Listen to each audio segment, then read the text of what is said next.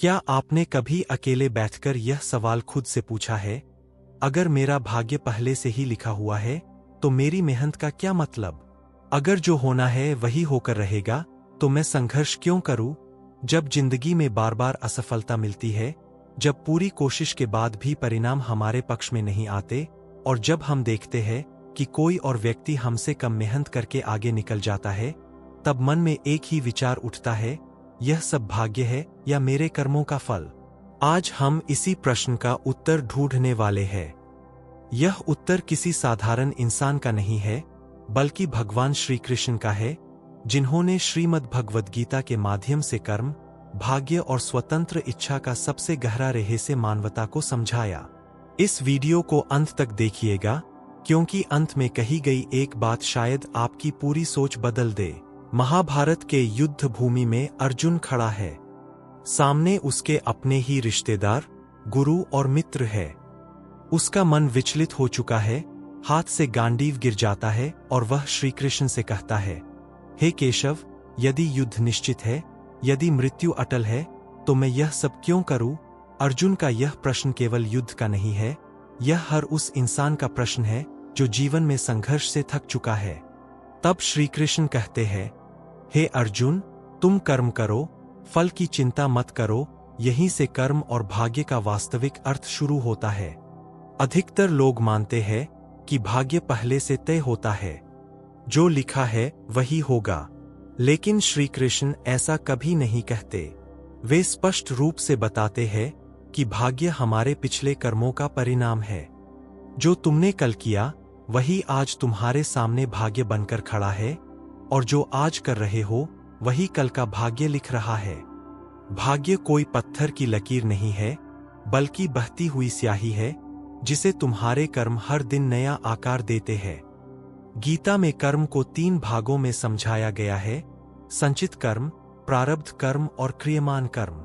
संचित कर्म वे है जो हमारे अनेक जन्मों में एकत्र हुए। प्रारब्ध कर्म वे है जिन्हें इस जीवन में हमें भोगना ही पड़ता है, और क्रियमान कर्म वे है जो हम इस क्षण कर रहे हैं। सबसे महत्वपूर्ण बात यह है कि क्रियमान कर्म के द्वारा ही हम अपने प्रारब्ध की दिशा बदल सकते हैं। यानी अतीत ने वर्तमान को बनाया है, लेकिन वर्तमान भविष्य को बना रहा है। श्री कृष्ण मनुष्य को स्वतंत्र इच्छा प्रदान करते हैं। वे कहते हैं कि मनुष्य के पास चुनाव करने की शक्ति है। वह सत्य का मार्ग चुने या असत्य का, परिश्रम करे या आलस्य को अपनाए, धर्म के पक्ष में खड़ा हो या अधर्म का साथ दे, यह निर्णय मनुष्य का अपना है। गीता में श्री कृष्ण अर्जुन से अंत में कहते हैं, मैंने तुम्हें संपूर्ण ज्ञान दे दिया, अब सोच समझकर जो तुम्हें उचित लगे वही करो। यदि सब कुछ पहले से तय होता तो यह वाक्य कभी कहा ही नहीं जाता। इसका अर्थ यह है कि ईश्वर मार्ग दिखा सकता है, लेकिन उस मार्ग पर चलना मनुष्य को स्वयं पड़ता है। जीवन की परिस्थितियां हमारे हाथ में नहीं होती, लेकिन उन परिस्थितियों में हम कैसी प्रतिक्रिया देते हैं, यह पूरी तरह हमारे नियंत्रण में होता है। दुख हमें तोड़ भी सकता है और हमें मजबूत भी बना सकता है, यह हमारे दृष्टिकोण पर निर्भर करता है। बहुत से लोग कहते हैं, मेरे जीवन में तो केवल दुख ही लिखा है, लेकिन श्री कृष्ण कहते हैं कि दुख भी एक शिक्षक है। दुख अहंकार को तोड़ता है, धैर्य सिखाता है और हमें भीतर से मजबूत बनाता है। यदि पांडवों को वनवास न मिला होता, यदि उन्हें अपमान और पीड़ा न झेलनी पड़ी होती, तो शायद धर्म की स्थापना भी न हो पाती। हर पीड़ा के पीछे एक उद्देश्य छिपा होता है, जिसे हम उस समय नहीं देख पाते। कर्म का नियम तुरंत न्याय नहीं देता, लेकिन पूर्ण न्याय देता है। कई बार हमें लगता है कि गलत करने वाला सुखी है और सही करने वाला दुखी, लेकिन श्री कृष्ण कहते हैं, समय सबसे बड़ा न्यायाधीश है। आज बोया गया बीज कल फल देगा ही देगा। देर हो सकती है, लेकिन अन्याय नहीं। जब यह समझ मनुष्य के भीतर बैठ जाती है, तो ईर्ष्या, क्रोध और निराशा धीरे धीरे समाप्त होने लगते हैं। श्री कृष्ण कर्म को यज्ञ बनाने की बात करते हैं, यानी ऐसा कर्म जो केवल अपने स्वार्थ के लिए न हो, बल्कि समाज और संसार के कल्याण के लिए हो। जब कर्म निस्वार्थ हो जाता है, तब वह बंधन नहीं बनाता। ऐसा कर्म हमें मुक्त करता है। यही निष्काम कर्म योग है, जो गीता का हृदय है।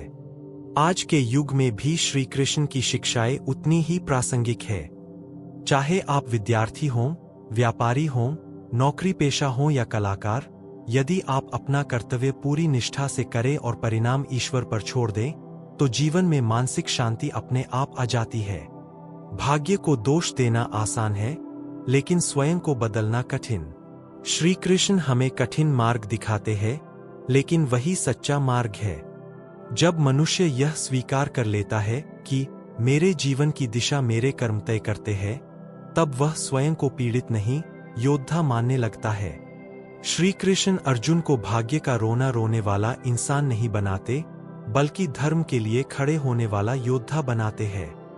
वे कहते हैं, डरो मत, अपने कर्तव्य से मत भागो, कर्म करो। अंत में निष्कर्ष यही है। श्री कृष्ण कहते हैं कि भाग्य और स्वतंत्र इच्छा एक दूसरे के विरोधी नहीं है, बल्कि एक दूसरे के पूरक है। यह बात सुनने में जितनी सरल लगती है, समझने में उतनी ही गहरी है। अधिकतर लोग या तो भाग्य को सब कुछ मान लेते हैं, या फिर केवल कर्म पर जोर देते हैं। कोई कहता है सब भगवान की मर्जी है, तो कोई कहता है सब मेरे हाथ में है, लेकिन श्री कृष्ण इन दोनों के बीच का मार्ग दिखाते हैं। वे कहते हैं, भाग्य तुम्हें परिस्थितियां देता है, लेकिन उन परिस्थितियों में तुम क्या बनते हो, यह पूरी तरह तुम्हारी इच्छा और तुम्हारे कर्म तय करते हैं। महाभारत के युद्ध क्षेत्र में अर्जुन के सामने भी यही संकट था। परिस्थितियां उसके पक्ष में नहीं थीं। अपने ही सगे संबंधियों के सामने शस्त्र उठाना उसके लिए असहनीय था। वह चाहता तो कह सकता था, यह मेरा भाग्य है, मैं क्या कर सकता हूं, लेकिन श्री कृष्ण उसे यह कहकर नहीं छोड़ते कि सब पहले से तय है। वे उसे कर्म की याद दिलाते हैं। वे कहते हैं, तुम्हारा अधिकार कर्म पर है, फल पर नहीं। इसका अर्थ यह नहीं कि फल महत्वहीन है, बल्कि इसका अर्थ यह है कि फल की चिंता में कर्म से भागना सबसे बड़ा पाप है। भाग्य हमें वह मैदान देता है जहां हमें खेलना है। कोई गरीबी में जन्म लेता है, कोई संपन्नता में, कोई स्वस्थ शरीर पाता है, कोई रोगों से ग्रस्त होता है, कोई प्रेम पाता है, कोई अकेलापन। ये सभी परिस्थितियां हमारे पिछले कर्मों का परिणाम हो सकती है, लेकिन इन परिस्थितियों में हम टूट जाते हैं या निखर जाते हैं, यह पूरी तरह हमारे वर्तमान कर्म पर निर्भर करता है। इतिहास गवाह है कि सबसे महान लोग वही बने हैं जिन्हें सबसे कठिन परिस्थितियां मिलीं। अगर भाग्य ही सब कुछ होता, तो श्री कृष्ण अर्जुन से कहते, जो लिखा है वही होगा, तुम बैठ जाओ, लेकिन वे ऐसा नहीं कहते। वे उसे उठने के लिए कहते हैं, शस्त्र उठाने के लिए कहते हैं, और अपने धर्म के लिए खड़े होने के लिए कहते हैं। इसका स्पष्ट अर्थ है कि मनुष्य भाग्य का दास नहीं है। मनुष्य के भीतर निर्णय लेने की शक्ति है। यही शक्ति उसे पशु से अलग बनाती है। श्री कृष्ण का संदेश बहुत स्पष्ट है, जो मिला है उसे स्वीकार करो, और जो करना है उसे पूरे समर्पण और साहस के साथ करो। स्वीकार करने का अर्थ यह नहीं है कि अन्याय सह लो। स्वीकार करने का अर्थ है यह समझना कि वर्तमान परिस्थिति मेरी वास्तविकता है, और अब मुझे इसी से आगे का मार्ग बनाना है। जब इंसान वर्तमान से लड़ना छोड़ देता है और उसे स्वीकार कर लेता है, तभी उसके भीतर बदलाव की शक्ति जन्म लेती है। आज के युग में इंसान सबसे ज्यादा किस चीज से परेशान है? तुलना से। हम अपनी जिंदगी की तुलना दूसरों से करते हैं और फिर खुद को कमजोर मान लेते हैं। श्री कृष्ण कहते हैं, तुम्हारा मार्ग अलग है, तुम्हारा कर्म अलग है, तुम्हारी यात्रा अलग है। दूसरे के भाग्य को देखकर अपने कर्म को छोटा मत समझो। जो बीज तुम बो रहे हो, उसका फल समय आने पर मिलेगा ही। कई बार हमें लगता है कि हमारी प्रार्थनाएं अनसुनी रह गईं। हम कहते हैं, मैंने तो बहुत पूजा की, फिर भी ऐसा क्यों हुआ? श्री कृष्ण समझाते हैं कि हर प्रार्थना का उत्तर हाँ में नहीं मिलता। कभी कभी उत्तर नहीं में मिलता है, और कभी अभी नहीं में। लेकिन हर उत्तर हमारे विकास के लिए होता है, विनाश के लिए नहीं। यह समझ आ जाए तो इंसान शिकायत करना छोड़ देता है और सीखना शुरू कर देता है। जब इंसान यह मान लेता है कि वह केवल परिस्थितियों का शिकार नहीं है, बल्कि उनके बीच चुनाव करने वाला योद्धा है, तब उसका पूरा व्यक्तित्व बदल जाता है। वह असफलता को अंत नहीं, बल्कि शिक्षा मानने लगता है। वह दुख को शाप नहीं, बल्कि तपस्या समझने लगता है। यही श्री कृष्ण की शिक्षा है। भाग्य हमें अवसर देता है, लेकिन उन अवसरों का उपयोग करना हमारी स्वतंत्र इच्छा पर निर्भर करता है। कितने ही लोग समान अवसर पाते हैं, लेकिन कोई आगे बढ़ जाता है और कोई वहीं ठहर जाता है। अंतर भाग्य का नहीं, निर्णय का होता है। श्री कृष्ण कहते हैं, डर के कारण लिया गया निर्णय भी एक निर्णय है। जब आप पूरे समर्पण के साथ कर्म करते हैं, तब परिणाम चाहे जैसा भी हो, आपको पछतावा नहीं होता, क्योंकि आपने अपना कर्तव्य निभाया होता है। यही आंतरिक शांति है, यही सच्चा सुख है। बाहरी सफलता आती जाती रहती है, लेकिन आत्मसंतोष वही पाता है जो कर्म से भागता नहीं। अंत में यही सत्य है कि भाग्य और स्वतंत्र इच्छा एक दूसरे के विरोधी नहीं है, बल्कि एक दूसरे के पूरक है। भाग्य हमें परिस्थितियां देता है, लेकिन उन परिस्थितियों में हम क्या बनते हैं, यह हमारी इच्छा और हमारे कर्म तय करते हैं। श्री कृष्ण का संदेश समय, स्थान और परिस्थिति से परे है। वे आज भी हमें यही कहते हैं, भाग्य को दोष मत दो, कर्म से मत भागो, और जो मिला है उसे स्वीकार करके पूरे साहस के साथ आगे बढ़ो।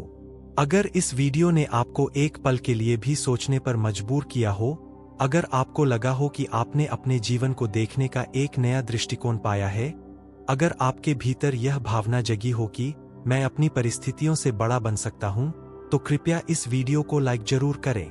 आपके विचार बहुत महत्वपूर्ण है, इसलिए कमेंट में लिखिए कि आप भाग्य और कर्म को कैसे देखते हैं। और ऐसे ही गूढ़, सच्चे और जीवन बदलने वाले आध्यात्मिक विचारों के लिए चैनल को सब्सक्राइब करना न भूलें। आपका एक लाइक, एक कमेंट और एक सब्सक्राइब शायद किसी और के जीवन में भी आशा, साहस और विश्वास की नई रोशनी जगा दे। जय श्री कृष्ण। Folded hands.